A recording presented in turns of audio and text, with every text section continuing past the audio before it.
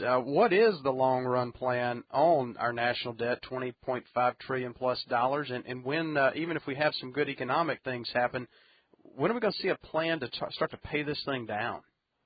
Listen, you're asking exactly the right questions, and I think some of that criticism is well deserved. I mean, when I ran for Congress, I ran as a fiscal conservative, and I came here and told our folks back home, our 760,000 constituents, the 4th congressional district, that I would not come here and engage in that nonsense. I would not drive up the federal debt like that, and I voted no on Friday on the budget, and I went against my party with 66 other Republicans because I just could not do it in conscience. I mean, the thing we passed was a monstrosity on Friday. It's going to add over $1 trillion to the debt in this year alone. And I made the point, and I did it respectfully, but look, to me, it's a matter of just basic morality. We are spending money that we know we do not have, and we are sending the bill for our children and grandchildren. Now, the problem is the bill has gotten so large, it will literally be nearly impossible for them to climb out of it. And even with dramatic economic growth, the hole that we're digging is so deep now that it's almost a hopeless matter. And I cannot be a party to that. The Tax Cuts and Jobs Act, everyone says, oh, well, y'all added to the debt for that. Well, we did in the short run, but that is an investment strategy because we've already seen the effects of that. The economy is growing at a rapid pace, a much more rapid pace. And we're going to have economic growth, which will pay for that. But what we did on Friday was the opposite. Yes, it's critically important to fund the military for every single one of their needs. But everybody needs to remember, 3 days before the vote on Friday, we sent a bill over to the Senate that did exactly that. It funded every military need without all the other unnecessary excess federal spending. And the Senate sent us back something that I just couldn't stomach and many others. So it's a real problem. I don't know what the answer is yet. But I do know we better get very serious about it because we're doing a disservice to the next generation. The last time we had, major prosperity where the debt was actually being paid back, that was in the late 90s under President Bill Clinton. Of course, him changing tax policy early on in his presidency or midway through his presidency and creating some economic growth, helping with that. Is that the expectation in the Trump administration is once we get GDP above 3 to 5% without rampant inflation that we can pay down some of this?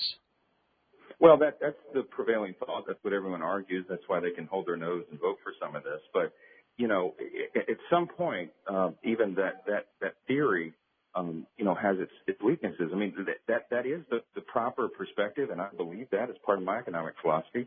But also know that if the other side of the ledger gets too deep in the red, that the whole theory breaks down. I mean, the model breaks down, and that we're dangerously close to that tipping point. I just really feel that, and that's the great concern. Yes, I mean, if we get to 5 or 5.5%, some economists just said we can go higher than that under the current tax plan and the way everything's shaking out. We certainly hope so. But even at that GDP growth, that amount, it may not be enough to get us out of the hole that we continue to create here. I just think Congress has got to get very serious about spending money that we know we don't have. And everybody knows there's rampant fraud, waste, and abuse across the federal government. We have to get serious about changing some of those practices, or we're doing, as I said, a disservice to the country. Let's go back to Ronald Reagan days when obviously implementing some pretty aggressive tax reform, tax laws. I mean, you were in a different world then. I mean, you had inflation in crazy levels. You had interest rates at crazy levels. I mean, things just weren't – there was no normal then. He implemented some strategic changes, created some massive prosperity, but also ran up the debt bill, the beginning of the debt bill way back when, and at some point had to ratchet back and reduce some of the tax cuts they had made early on. Is there any expectation with the most recent tax cuts that there could be a potential for having to pull back if things get overheated in the years ahead? Boy, I hope not, because I genuinely believe that when the government taxes us less, it unleashes the free market, and we're beginning to see that, that entrepreneurs and risk takers and job creators can do what it is that they do instinctively, and that is expand and grow and add new jobs and all the rest. Wages are going up.